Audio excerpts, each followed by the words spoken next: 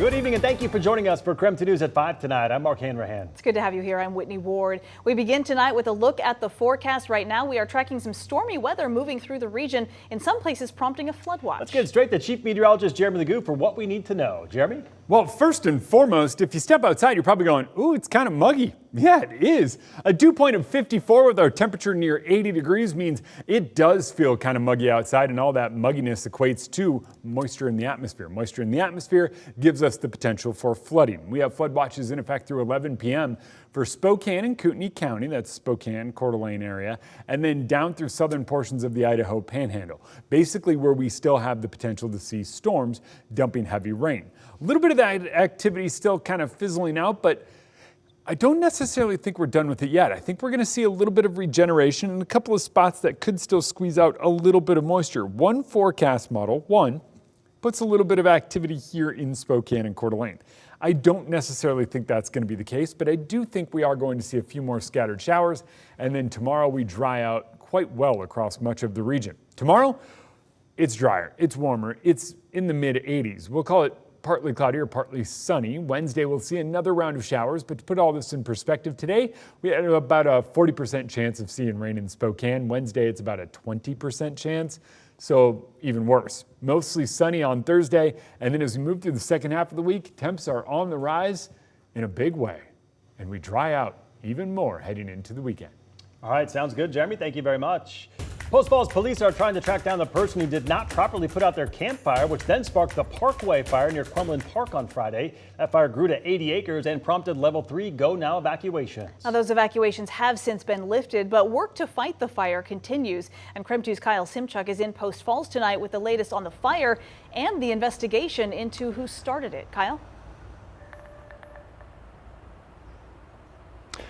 Well, yeah, Mark and Whitney, we've just learned that this fire is now 80% contained, but Kremlin Park is still closed, and Post Falls police are asking for tips. They want anyone who may have been hiking in the community forest here around Thursday or Friday and may have seen someone with a campfire to contact them. Now, over the weekend, the Idaho State Fire Marshal released these photos. They say that this campfire, which was not properly extinguished, is what caused the Parkway Fire, threatening homes and causing evacuations.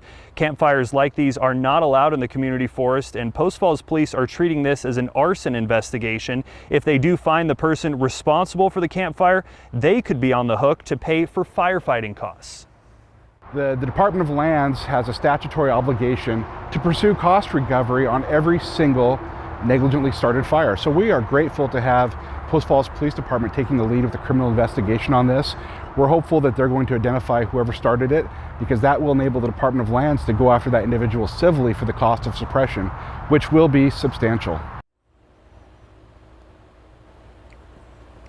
And we're told those costs could easily exceed $1 million. A lot of aircraft were brought in, and right now more than 100 firefighters are still on scene. Again, Kremlin Park is closed indefinitely, and officials really want people to stay away. They say there's a risk of burned trees falling on people and other hazards.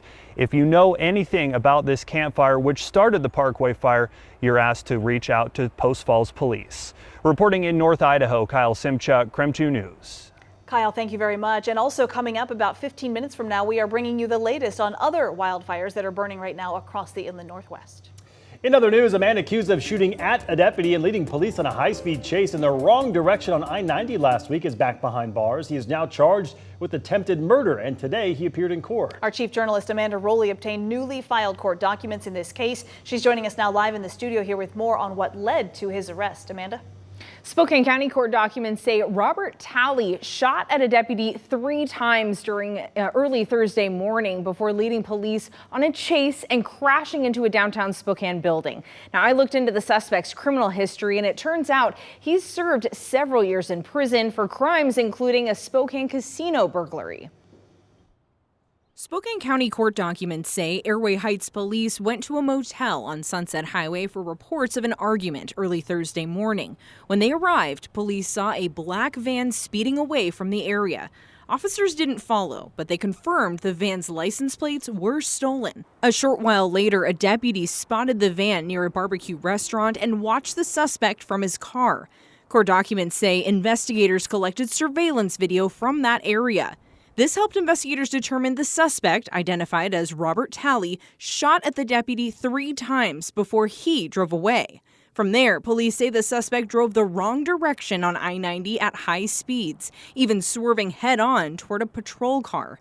The suspect eventually crashed into a building in downtown Spokane. At the scene, investigators found a stolen 9mm pistol in the van, along with 3 spent bullet cartridges from the area of the shooting.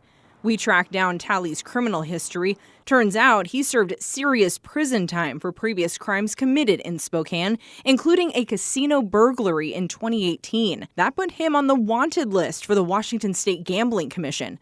Court records show Talley pleaded guilty to the crime a year later. The Department of Corrections says he served 5 years in prison for the burglary and malicious mischief conviction, plus a little over 12 years for other convictions between 1990 and 2015.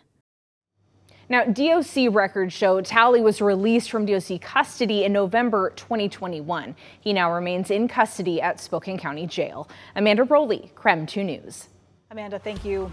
More work begins today on the I-90 interchange in Post Falls that could impact your commute. Crews are shifting their work to Southeast Way as they continue upgrading the I-90 and State Highway 41 interchange. So here are some of the changes that could impact you. Only one eastbound lane on Southeast Way will be open between Herborn Place and Ross Point Road. This is expected to increase traffic for drivers heading north on SH41 or east on I-90. So for the next 2 months, drivers will not be able to access Southeast Way from Herborn Place. Again, we have a full list of closures for you right now on our website. Just go to KREM.com.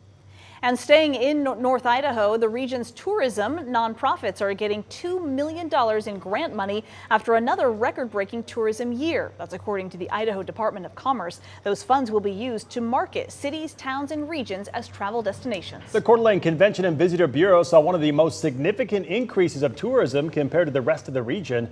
Overall, more than $10 million has been awarded across Idaho compared to nearly $9.5 million just in 2022.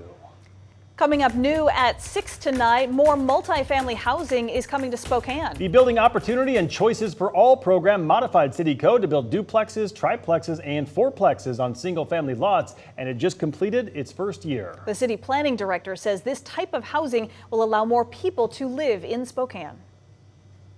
They can be less expensive. They're more efficient with land. They're more efficient with infrastructure. So they provide a lot of benefits to the community, and they're often available at a more attainable price point. And coming up tonight on KREM 2 News at 6, we will let you know where multifamily homes have already been built and where construction stands now. So make sure to join us tonight for our continued Boomtown coverage at 6.